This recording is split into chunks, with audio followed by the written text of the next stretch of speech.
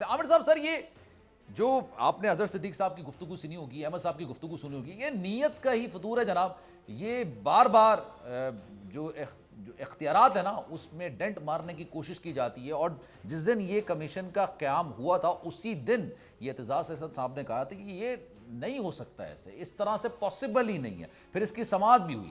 تو سر آپ کیسے دیکھتے ہیں حکومت کیوں یہ جب ایک چیز سب چیز کو واضح طور پر ہے، آن بکس میں یہ تمام چیزیں لکھی ہوئی ہیں، تمام لا آپ کے پاس موجود ہیں، اس کے باوجود اس طرح کا کام کرنا، کیونکہ اس کو پتہ ہے کہ بھائی جناب یہ چیلنج بھی ہو جائے گا، یہ ہمارے پاس واپس بھی ہو جائے گا، پھر یہ تمام حرکتیں کرنے کا what do you think sir motive کیا ہو سکتا ہے؟ ایک تو آئین میں اس کا طریقہ کار وہ واضح ہے اس چیز کا نا. اس پہ ظاہر ہے کہ ہمارے حضرات بہت بہتر انداز میں روشنی ڈالیں گے. میں سیاسی پہلو پر آتا ہوں. آج بھی اگر آپ مریم نواز صاحبہ کی تقریر سنیں جو انہوں نے کی تھی یوتھ کنونشن سے، تو وہاں پر بھی انہوں نے دیکھا کہ انہوں نے chief justice of Pakistan Umar Ata Bandial صاحب کو ہدف تنقید بنایا. اب دنیا میں کہاں ایسا ہوتا ہے کہ سٹنگ چیف جسٹس کوئی اور ملک ہو تو وہاں پر فوراً کنٹیمپٹ آف کورٹ ہو جائے. اور وہ میں دیکھ رہا ہوں کہ متواتر جو نون لیگ کی قیادت ہے متواتر یہ کام کر رہی ہے، اور پارلیمنٹ اس کے لیے استعمال ہو رہی ہے. پارلیمنٹ سے باہر وہ یہ کام کر رہے ہیں باقاعدہ. مطلب ہے آپ دیکھیں نا کہ توڑ پھوڑ ہو رہی ہے عدالتوں کے اندر جا کر. یہ سب چیزیں جو ہیں انپریسیڈنٹڈ ہیں، کبھی ایسا نہیں ہوتا. مطلب ہے آپ لوگوں کو گرفتار کرتے ہو. سر اس سے عامر صاحب اس میں حاصل اصول کیا ہوگا؟ جیسے ہم نے گفتگو کا آغاز کیا تھا، میں نے آپ سے سوال کیا پاکستان تحریک انصاف کا مستقبل کیا ہوگا، اور آپ نے بہت اچھا پوائنٹ اٹھایا کہ ہمیں یہ سوچنا چاہیے پاکستان کا مستقبل. اس وقت جو صورتحال ہے، مہنگائی اپنے عروج پر، غربت اپنے عروج پر، لاقانونیت اپنے عروج پر، لیکن اس کے باوجود حکومت کا فوکس ان تمام چیزوں، اور جس کے لیے یہ آئی تھی سر، آپ کو 14 مہینے پہلے یاد ہوگا بلاول بھٹو زرداری صاحب یہاں سے نکلے تھے قافلہ لے کے مہنگائی کے خلاف کہ مہنگائی مارچ وہ کریں گے. مولانا فضل الرحمان صاحب یہ بات کہتے تھے، مریم نواز صاحب اپنے جلسوں میں یہ بات کہتی تھی. لیکن مہنگائی تو چھوڑیں، معیشت تو چھوڑیں، غربت کو چھوڑیں، اس وقت صرف محاذ آرائی کی سوچ کو لے کے آگے بڑھا جا رہا ہے. عامر صاحب دیکھیں، بدقسمتی یہ کہ اس ملک کا سب سے بڑا مسئلہ معیشت ہے، اور ہماری جو سیاست کو بھی اسٹرکچرل ریفارمز کی ضرورت ہے. کیونکہ لگ یہ رہا ہے کہ جو 73 کا آئین ہے وہ تو اب اٹھا کر رکھ دیا گیا ہے نا. 18ویں ترمیم کے بعد اس کا بڑا چہرہ مست کیا گیا، لیکن اب جیسا بھی ہمارا بچہ کچھ آئین تھا اس کے اوپر عمل نہیں ہو رہا ہے. تو آئین اور قانون اس وقت اس ملک میں مطلب ہے کہ وانٹڈ ہیں، ضرورت ہے اس چیز کی. پھر ہمارا معاشی بحران ایسا ہے کہ لگتا ہے کہ حکومت کو پرواہ ہی نہیں ہے. آپ تصور کریں کہ ایم این ایس کو 20 ارب روپے دیے جا رہے ہیں اس لیے کہ وہ اپنی گلیاں، اپنی سڑکیں اور فلاں ترقیاتی کام کریں.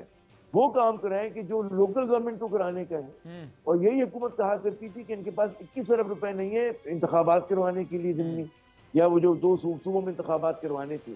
تو آپ تضادات دیکھیں. اچھا اب لیکن کوئی پرسان حال نہیں ہے.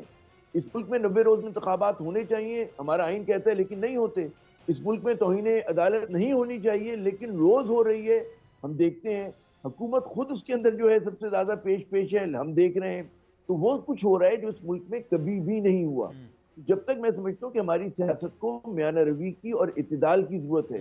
جب تک ہم اعتدال پہ نہیں لے کر آئیں گے اپنے ملک کی سیاست کو. آپ دیکھیں ہم ایک ون وے، ایک ہم کہتے ہیں نا کہ انحطاط سے انحطاط کی طرف جا رہے ہیں، بد سے بدتر ہو رہے ہیں. معاشی بحران اتنا شدید ہے کہ جس کا آپ اندازہ نہیں کر سکتے. پہلے 9 ماہ میں اس فائنینشیل ایئر کے جو آپ لوگوں نے ٹوٹل ریونیو کلیکٹ کیا تھا اس کا 55.5% ڈیٹ سروسنگ میں چلا گیا. این ایف سی کے پیسے دینے کے بعد آپ مائنس میں ہیں.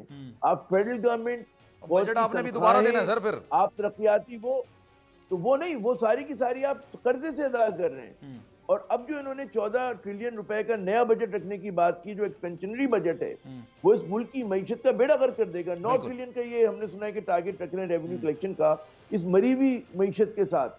اس معیشت کے ساتھ کی جس کے اندر مطلب ہے ایکسپورٹس گری ہیں، آپ کی ریمیٹنسز گرے ہیں یہاں پر، مطلب ہے کہ مینوفیکچرنگ گری ہے.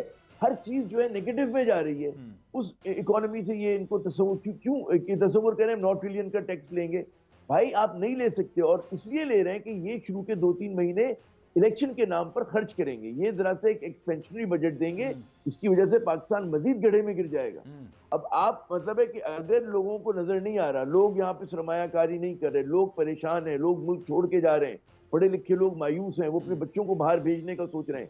آپ نے پورا ایک پاکستان کی نسل کو مایوسیوں کے اندھیرے میں دھکیل دیا. مسئلہ اس ملک میں عمران خان نہیں ہے، مسئلہ اس ملک میں پی ٹی آئی نہیں ہے، مسئلہ اس ملک میں کچھ اور ہے، اور اس مسئلے کے اوپر ہم بات نہیں کریں. آپ عمران خان کو چلیں، آپ پابندی لگا دیں، عمران خان کو ڈسکوالیفائی کر دیں. मुझे ये बताइए कि पीडीएम के पास क्या एक वो है, ऑल्टरनेट क्या है, क्या विजन लेकर आएंगे? इंतजार था ना, चलो इस बार वो करते हैं जो इससे पहले किया ही नहीं। किस्मत की आंखों में आंखें डाल के जीतना होगा। सब में है शेर जैसी राह, जर्रा जर्रा भी हर कंटेस्टेंट को लगेगा पहाड़। लड़खड़ाना नहीं है, खोल दो अपने पंख अगर आसमान छूना है। अबे लग रहा है ये सब पहले भी कहीं सुना है। एंटरटेनमेंट की गारंटी जनाब, क्योंकि यहाँ खेलोगे कूदोगे तो बनोगे नवाब। खुश रहो पाकिस्तान। खुश रहो पाकिस्तान, बुध और जुमेरात शाम 7 बजे सिर्फ बोल एंटरटेनमेंट पर। सब्सक्राइब करें और बेल दबाएं ताकि कोई खबर रह न जाए।